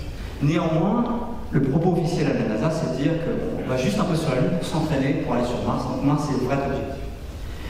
Alors, je vais aller dans les détails ensuite, mais à ce stade, souvent, on va poser la question, est-ce qu'on peut vraiment aller sur Mars? Est-ce qu'on a la technologie actuellement pour aller sur Mars? Personnellement, je pense que oui. C'est quand même beaucoup plus facile de prévoir d'aller sur Mars maintenant que de prévoir d'aller sur la Lune en 1962. Donc, on a la technologie, mais il y a du développement. Donc, le premier challenge, quelques mots quand même, aller vers Mars, c'est quand même très ambitieux. Pourquoi c'est très ambitieux? Parce qu'il faut, typiquement, un des scénarios, il y en a de multiples scénarios pour aller vers Mars, mais on imagine par exemple 4 lancements de la Space Launch System pour faire un cargo qui va amener plein de matériel sur Mars pour pouvoir en repartir. Ensuite, 2 ans plus tard, il faut lancer vers Mars tous les 2 ans, tous les 26 mois. On envoie à nouveau du cargo et puis un équipage. L'équipage va mettre 6 mois à peu près pour aller vers Mars. Il se met en orbite, il se pose à la surface, il y reste une trentaine de mois. C'est écrit ici, 30 mois au total, 500 jours, un peu plus d'une année. C'est à cause on ne peut pas tout le temps repartir de Mars vers la Terre de la même manière qu'on ne peut pas tout le temps aller de la Terre vers Mars. On repart et enfin on retourne sur Terre. Donc vous voyez, beaucoup de lancements, beaucoup de matériel. J'y reviendrai plus en détail dans quelques secondes. Donc finalement, le vrai défi numéro 1 de mission vers Mars, c'est le coût. C'est le coût. Parce que c'est beaucoup, beaucoup trop cher pour le justifier scientifiquement. C'était le cas pour Apollo. Apollo, le conseiller scientifique de Kennedy a accepté de soutenir Apollo à condition qu'on ne dise jamais qu'on faisait ça pour la science. Et Mars aussi, j'aurais du mal à expliquer à mes collègues physiciens, médecins, que la priorité des scientifiques, c'est de dépenser 200 milliards de dollars dans l'exploration de Mars. Donc, le problème de justification est le même que d'habitude pour l'exploration humaine, que pour l'exploration de la Lune, pour la Station spatiale internationale, c'est qu'il faut le justifier autrement. Donc, simplement, ça répond je suis sûr, au désir de beaucoup de personnes dans cette salle, j'espère, pas. Ce qui fait que ça répond au désir d'explorer, d'aventure, etc., de plein de contribuables. Ça, c'est bien. Et donc des politiques. il y a quand même des raisons objectives de faire de l'exploration humaine, même jusqu'à Mars. Par exemple, ça permet de susciter des vocations pour les sciences et les études d'ingénieurs dans tel ou tel pays. C'est important pour un pays que les gens ne fassent pas que la Star Academy et des choses comme ça. Il faut un peu faire des maths. Ça peut aider au prestige national ou inversement, une motivation, c'est que ça favorise les coopérations internationales. L'exemple avec la Russie, pour la Station spatiale internationale, est quand même une grande réussite. Malgré les grands conflits, ça bosse tous les jours entre la Russie et les États-Unis. Et il faudrait la même chose avec la Chine quelque part maintenant. Ça peut inspirer des progrès technologiques. Certains, un peu visionnaires, du genre Elon Musk, voudraient que ça amorce l'expansion des activités humaines, aller coloniser d'autres mondes pour survivre. Et puis il y a des gens qui s'adressent à l'économie de cela. Et puis enfin, je l'ai mis en dernier, la science. C'est quand même intéressant scientifiquement. On ne peut pas justifier une telle exploration à un tel coût par la science, mais une fois qu'on a des hommes sur place, on peut faire une science extraordinaire. Bon, alors bien sûr, il y a quelques défis techniques. Je vais, pour abréger quand même, les passer en revue sans les détailler avec quelques images, mais on peut les lister là. Ce qui est dur, c'est d'aller vers Mars, faire le voyage vers Mars. Il faut un vaisseau spatial avec un support vie beaucoup plus performant que sur la Station spatiale internationale, qui recycle l'oxygène, l'eau de manière beaucoup plus précise. Il faut pouvoir maintenir les astronautes en bonne santé. Il faut pouvoir atterrir sur Mars. Enfin, sur Mars, il faut pouvoir vivre. Il faut pouvoir repartir. Il faut une fusée là sur place. Donc, un vaisseau spatial, ça ne peut pas être juste la capsule Orion. Il faut plus de place. Donc là, j'ai prévu tout un propos pour résumer des choses, en particulier tous les concepts qui sont en développement pour agrandir, finalement compléter la capsule Orion avec un habitat spatial. On développe en particulier des structures gonflables. Vous savez peut-être sur la Station spatiale internationale, il y a toute une partie qui est gonflable, qui est fournie par Bigelow. Vous voyez le développement de ces structures, gonflables, enfin en kit, quoi, enfin démontables. Alors régulièrement, les astronautes ouvrent la trappe, elle est quand même fermée. Puis ils vont voir s'il n'y a pas une météorite qui a percé, mais non, ça tient le coup. Donc voilà, vous avez Jeff Williams qui a fait la première fois et rentré là-dedans. Pareil, ça sentait pas très bon, mais ça marchait quand même. Il faut se protéger des radiations, je n'ai pas le temps de trop développer l'affaire. Et il faut se maintenir en forme. Puisque quand on fait un voyage de 6 mois d'un hauteur, comme vous le savez, c'est pas facile. Donc sur la Station spatiale internationale, les astronautes passent 2 voire 3 heures par jour à faire du sport, avec différentes machines. Les machines sont assez grosses, donc il faudra les miniaturiser, parce qu'on ne peut pas mettre ça sur un... c'est accéléré, hein. On ne peut pas mettre ça peut-être sur une station. À ce sujet, j'avais quand même prévu de parler de quelques expériences qu'on a. Des astronautes qu'on appelle pendant 6 mois, on fait ça tout le temps. Les astronautes qui vont sur la Station spatiale internationale, ils partent toujours pour 6 mois, 7 mois, c'est-à-dire la durée du voyage vers Mars. Donc on sait très bien dans quel état ils sont. Mais bon, généralement, quand ils arrivent, ils sont complètement épuisés. Comme dit Thomas Pesquet, c'est un peu comme sur une balance, il n'est plus habitué à avoir du poids, donc il trouve que il ressent que littéralement son bras pèse 10 kilos, que sa tête est très lourde, et puis ils ont un problème d'équilibre. Musculairement, ils sont assez en forme, hein, mais ils ont surtout un problème d'équilibre. Alors il y a quand même un exemple qui est intéressant, c'est qu'il y a quelques années, la 6e expédition, donc c'est vraiment au début de la Station spatiale internationale, avec notamment l'astronaute que j'ai pu rencontrer qui s'appelle Don Petit, ils étaient partis en navette spatiale, ils devaient rentrer en navette spatiale. Columbia s'est explosé au retour, donc ils n'avaient plus d'autre choix que de rentrer en Soyouz. Donc, sans entraînement, il a rentré en Soyouz, et pas de chance, ce Soyouz, le modèle TMA, n'a pas fonctionné comme il faut. Résultat, ils ont fait une rentrée directe, non contrôlée, ils sont pris 9G, et sont atterris à plusieurs centaines de kilomètres du point prévu.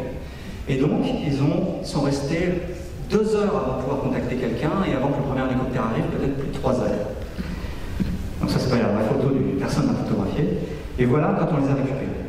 Et alors, c'est très intéressant d'entendre leur témoignage. Vous aviez là des astronautes qui avaient passé 6 mois à dormir et qui ont dû s'occuper d'eux-mêmes, se mettre en sécurité, préparer un petit camp, parce qu'ils n'avaient aucune nouvelle, pendant les premières minutes après leur atterrissage. Bizarrement, cette histoire est très peu connue, vous ne trouverez rien là-dessus sur le web. Là, vous voyez dans quel état ils sont. Donc, ce que vous remarquez, c'est que lui, Nikolai Boudarine, est en pleine forme. Il est debout et il a pu faire plein de choses. Don Petit, la raison, c'est qu'il avait déjà fait ce vol-là. Il avait l'expérience de faire 6 mois dans l'espace, revenir. Et apparemment, il semble que les gens qui ont déjà cette expérience-là sont capables de se relever et de quasiment travailler. Don Petit, que vous voyez ici, il n'a rien pu faire. Il a rampé. Alors, il était capable de ramper. Il a pu sortir du matériel, mais il était capable de se mettre debout. Donc, voilà, les expériences. On sait, et sa conclusion personnelle, c'est de dire on peut parfaitement atterrir sur Mars, se reposer quelques heures, et puis ensuite se mettre debout. Par contre, s'il y a quelque chose de catastrophique, les astronautes ne seront pas très performants. Alors évidemment, la solution idéale, ce serait de mettre une centrifugeuse. Vous connaissez tous ça. C'est ce qu'on voit dans le film Seul sur Mars. Mais ça coûterait vraiment très cher. Il y a quelques idées de mettre le vaisseau d'un côté, puis une espèce de contrepoids de l'autre côté, puis de faire tourner le tout. Mais c'est pas pour l'instant dans les cartes. C'est vraiment très compliqué et pas encore vraiment développé. Alors d'autant plus que Seul sur Mars, vous avez un vaisseau spatial gigantesque. Si vous vous souvenez, il y a une immense salle de gym, alors qu'ils sont à côté de ça, c'est vraiment. Enfin, tout ça pour dire que cet immense espace qu'ils utilisent dans ce vaisseau spatial dans Seul sur Mars, je voulais m'en servir pour mentionner qu'on parle souvent de problèmes psychologiques, le fait d'être en isolement si longtemps, mais beaucoup d'astronautes, pas tous, hein, et beaucoup pensent que c'est pas si embêtant que ça. Je ne vais pas retourner plus loin. Alors, je vais passer maintenant très en vue. Le problème qui reste, c'est qu'il faut atterrir sur Mars. On s'est posé une tonne hein, avec Curiosity, je vais pas vous montrer le film. Le problème, c'est qu'on a atteint les limites. Avec juste un bouclier et un parachute, on ne peut pas mettre plus d'une tonne sur Mars, l'atmosphère ne freine pas assez. Il faut un plus gros bouclier ou des rétrofusées. Alors des plus gros boucliers, c'est difficile à faire. L'idée, c'est de faire des boucliers gonflables. Et c'est en développement, ça a été testé, ça marche très bien. Et donc c'est pour ça que sur beaucoup d'images, un peu de fiction d'atterrissage sur Mars, vous voyez dans le vaisseau spatial protégé par un bouclier gonflable gigantesque comme celui-là. L'autre astuce, c'est ce que propose toujours Elon Musk, SpaceX, c'est pas fan du tout de parachute, même sur Terre, il y a de parachute, c'est d'allumer des rétrofusées une fois qu'on est rentré dans l'atmosphère, et puis on se pose à condition d'emmener beaucoup de carburant. Et on peut aussi faire ça. Après, il faut vivre sur Mars, il y a plein de problèmes avec la poussière, il faut un scaphandre performant. Le scaphandre lunaire est vraiment trop lourd, et le scaphandre des sorties extraviculaires sur l'ISS est vraiment beaucoup trop lourd. Et puis enfin, il faut revenir, et là c'est tout un défi, je suis sûr que vous le savez, mais le grand secret pour revenir, c'est de fabriquer le carburant sur place, en utilisant le CO2, en faisant des réactions chimiques et de l'énergie pour faire du méthane, de l'oxygène, et on a des moteurs à carburant. Alors, personnellement, vous voyez toutes ces difficultés, si vous regardez bien ma liste, ce qui est dur, c'est de se descendre sur Mars, vivre sur Mars, redécouvrir. Ce qui est beaucoup plus facile, ce serait juste de faire la partie voyage vers Mars, mise en orbite, retour. Et moi, je suis un très fort avocat d'une première mission qui se contenterait d'aller en orbite autour de Mars. Alors, quel est l'intérêt? D'abord, bien sûr, c'est une aventure extraordinaire. Et puis, on peut faire des choses. Par exemple, alors, il y a des rapports qui ont été rédigés sur ce sujet. On peut, par exemple, aller accoster les lunes de Mars, comme une aventure extraordinaire d'exploration, comme Phobos et Deimos. Et on peut aussi faire quelque chose qu'on rêve de faire, c'est commander des robots qui sont très performants, mais en temps réel. Actuellement, quand les robots sont sur Mars, souvent le signal radio met 10 jusqu'à 20 minutes aller, 20 minutes retour, on ne peut rien commander en temps réel. Résultat, on met 3 jours, il faut tourner un caillou, enfin c'est terrifiant. Vraiment, c'est très très lent dans le robot. Et là, en temps réel, c'est formidable avec les progrès de la robotique, on peut avoir une espèce d'avatar à la surface. Et il se trouve que c'est quelque chose qui est vraiment dans les cartons. Et c'est un sujet important de travail sur la Station spatiale internationale, la commande de robots depuis l'orbite. Vous voyez des tests qui sont faits avec ce petit robot bleu là, qui est à l'ESTEC, donc au centre spatial de l'Agence spatiale européenne en Hollande. Et donc c'est piloté par Andreas Morgensen, qui était un pilote. Et puis même Thomas Pesquet a travaillé sur la commande avec joystick, avec retour de force. C'était l'expérience Tactics 2, donc vous voyez notre Thomas favori. Qui travaille justement à cette commande à distance de robots, c'est vraiment l'avenir et on pourrait faire ça depuis l'orbite de Mars en temps réel, une vraie exploration formidable. Donc je vais conclure là-dessus. Une mission comme ça, juste en orbite retour, bah, c'est Apollo 8, et Apollo 8, je crois que c'était une mission extraordinaire, je termine avec cette image. Et c'est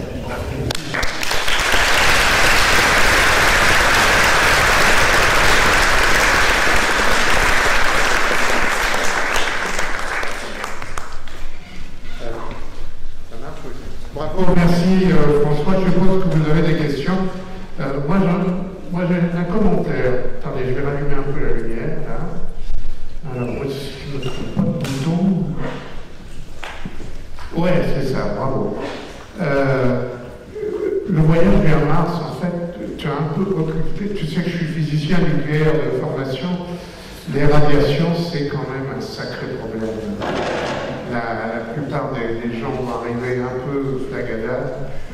Il faut qu'on trouve un truc. Attends, je termine mon truc. Je me demande si la solution, c'est pas un saut technologique dans la propulsion pour aller vers Mars. C'est-à-dire diminuer les radiations, ça veut dire diminuer le temps pour aller vers Mars. Donc le problème qui est exposé là, c'est qu'effectivement, lorsqu'on n'est plus protégé par la ceinture de Von Allen en orbite basse comme la Station spatiale internationale, on peut recevoir des particules énergétiques, notamment venues du Soleil ou vraiment cosmiques, et qui se peut effectivement, quand il y a vraiment des éruptions solaires, carrément créer des brûlures et tuer les astronautes en quelques heures, ou sinon créer des cancers à long terme.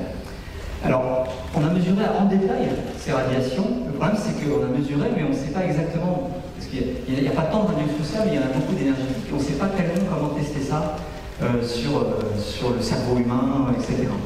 Bon, là, il y a un vrai débat. Oui, il paraît qu'on perd un petit peu la mémoire.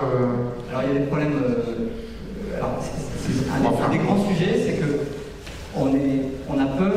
Alors, on a peur déjà que les gens meurent par brûlure, on va dire. Donc là, on faut se protéger derrière des réservoirs d'eau, derrière des hydrogène, c'est faisable. On a peur que le risque de cancer augmente énormément. Les gens sont prêts à prendre ce risque. Et puis, tu as raison, ce qui est à la mode en ce moment, je dirais à la mode parce que c'est un sujet qu'on parlait peu il y a quelques années, c'est la diminution des facultés cognitives. Voilà, c'est quelque chose qu'on peut utiliser. Enfin, je suppose qu'il y aura toujours des gens qui seront prêts à y aller. Non, mais ce qu'on a peur maintenant, littéralement, il y a une conférence sur le sujet, c'est que les astronautes deviennent idiots et ils se disputent. D'accord. Bon, je pense qu'on va progresser, et ne serait-ce qu'avec la station, le Gateway sur la Lune, on va apprendre des choses. Oui. C'est une vraie question en suspens, c'est-à-dire qu'on peut littéralement trouver des biologistes physiciens nucléaires qui sont absolument convaincus qu'il n'y a aucun problème, et d'autres qui sont absolument convaincus que ce sera impossible d'y aller si on met plus d'un mois pour y aller. Donc il y a un vrai débat et il n'est pas tranché. Ok, vous avez des questions? Tu peux peut-être, pendant que je passe le micro à mon ami Jean-Paul, nous dire quelque chose sur le parachute de Mars, de ExoMars 2020?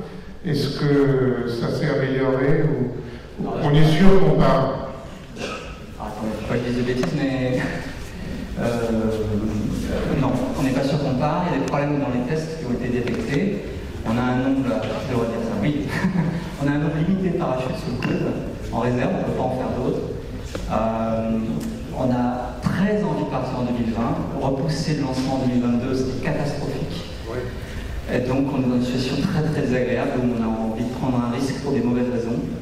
Mais pour l'instant, lancement en 2020. Ok. Question. Oh bon, merci beaucoup pour votre exposé. Il y a une espèce de paradoxe, on ne donne jamais la réponse, alors je vais vous le poser. La Terre et Mars sont nés à peu près en même temps du même disque d'agression autour du Soleil, il y a à peu près 4 milliards d'années. Oui. On sait que Mars très rapidement a perdu son magnétisme, il a perdu son atmosphère, il a perdu beaucoup d'eau. Bon, donc 1 milliard d'années après sa naissance, c'était terminé. On sait que la vie n'a pu apparaître que pendant ce premier milliard. Et encore, au début, ça devait être un peu chaud. Bon. Le problème, c'est que sur Mars, dans ce premier milliard après sa naissance, il y avait une tectonique des plaques. Donc, on ne trouvera rien de la vie, sauf à 350 km sous la surface. On ne peut pas trouver que quand il y a une tectonique des plaques, je suis du cours de Romanovitch, c'est terminé, ça s'enfonce sur Terre. On ne peut pas remonter très loin parce que la tectonique des plaques a effacé la surface d'il y a 2 ou 3 milliards d'années. Il n'y a que 5 points sur le globe où il n'y a pas eu de tectonique des plaques.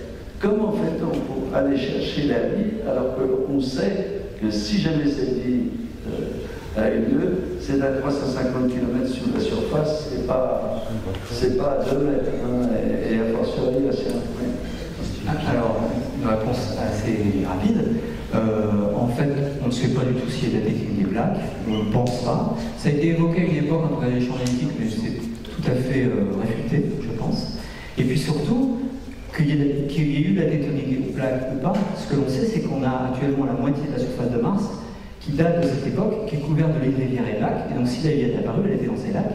Donc, on a absolument accès à les traces de vie, enfin, on a accès au reste des lacs dans lesquels la vie a pu se développer.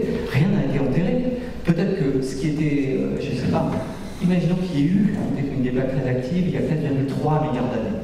D'accord, à cette époque-là, tout a été enterré. Mais c'est pas grave. Ce qu'on sait, c'est que ce qui était présent il y a 3,8 milliards d'années, 3,5 milliards d'années, et les lacs et les rivières sont encore là, tous les sédiments sont là, il n'y a plus qu'à regarder. Il n'y a pas de paradoxe. Voilà. Question. Oui, bonsoir. Merci pour l'exposé qui est vraiment génial. Et vous ne portez pas toujours la poisse parce que le PowerPoint a bien fonctionné ce soir. Bon, moi j'ai une question, je voulais savoir, est-ce que ce ne serait pas plus simple de mettre donc, une station en orbite et faire descendre les gens un petit peu comme on fait sur Terre, hein, depuis cette orbite à Mars, puis revenir, ce qui fait qu'il n'y aura pas tout ce matériel à emmener et tout ça. Enfin, je ne sais pas si c'est sur le terme. Non, mais c'est bien ce qui est prévu. C'est bien ce qui est prévu, puisque effectivement, le vaisseau principal qui est envisagé, ce type-là, là, je vous montre le modèle Lockheed Martin. C'est celui-là. Vous pouvez regarder, il y a des documents sans fin là-dessus. Je vais y arriver. Voilà, celui-là. Je vais vous le mettre en détail. Comment dire celui-là reste en orbite. Donc ce qui descend à la surface, c'est juste une petite capsule. Et à la surface, par contre, on a installé préalablement, automatiquement, un des habitats et une fusée surtout, qui a rempli ses réservoirs avant que les astronautes arrivent. Donc l'essentiel reste en orbite, bien sûr. Donc il faut une fusée pour redécoller, mais cette fusée, elle va juste se contenter de mettre les astronautes en orbite basse pour rejoindre ce vaisseau qui va rallumer ses moteurs et rentrer sur Terre. Donc c'est exactement comme vous l'évoquez. D'accord, merci. Encore bravo pour ce... Près du micro. Oui, bravo pour cet exposé de cette passionnante aventure. Et j'ai une question qui est vraiment toute bête et toute naïve, hein, je ne suis pas un spécialiste. À propos des sismomètres, est-ce qu'avec un seul sismomètre, on a suffisamment d'informations précises, de qualité, ou est-ce qu'il ne faudrait pas plus, enfin je dirais au moins 3, ou 4, je ne sais pas. C'est une très bonne question que les plus grands spécialistes posent, surtout qu'on a longtemps, avec Philippe Lenonnet, expliqué qu'il fallait absolument 3 sismomètres sur Mars pour faire du boulot, et c'était des projets qu'on a eu dans le passé.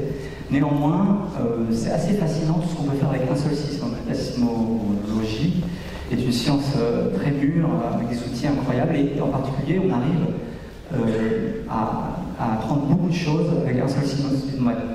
Un exemple, par exemple, si on a un séisme suffisamment fort, on va recevoir des ondes venues une première fois d'un premier séisme, mais les ondes qui sont parties dans l'autre sens, les ondes de surface, vont arriver de l'autre côté. Puis parfois, elles vont faire un tour en plus.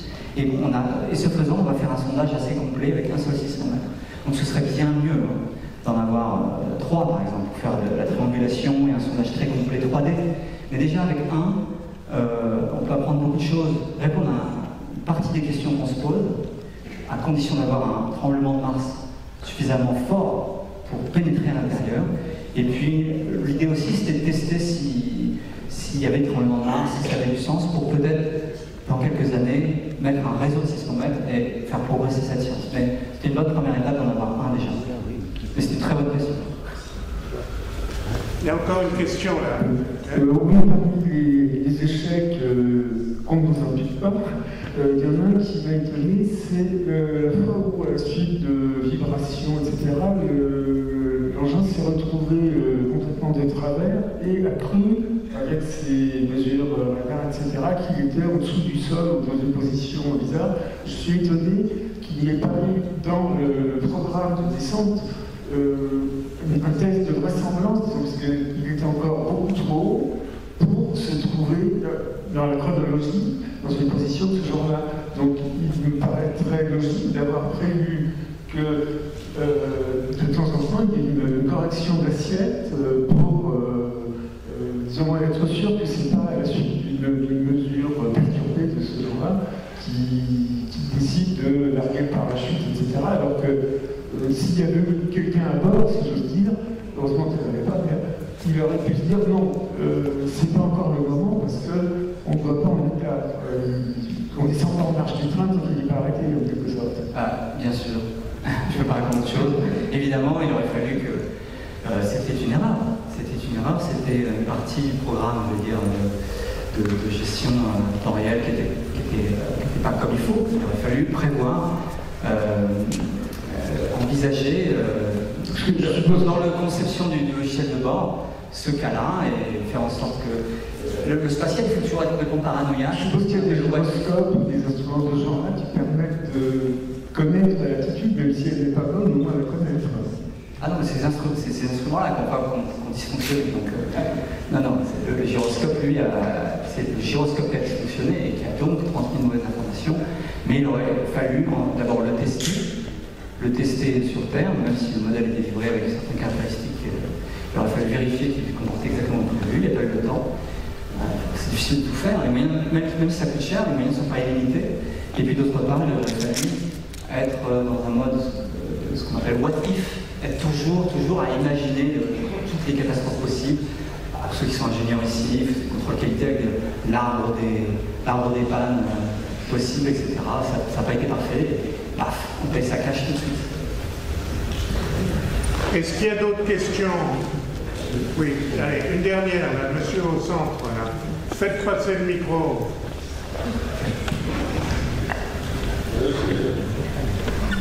Bonsoir, merci pour l'exposé.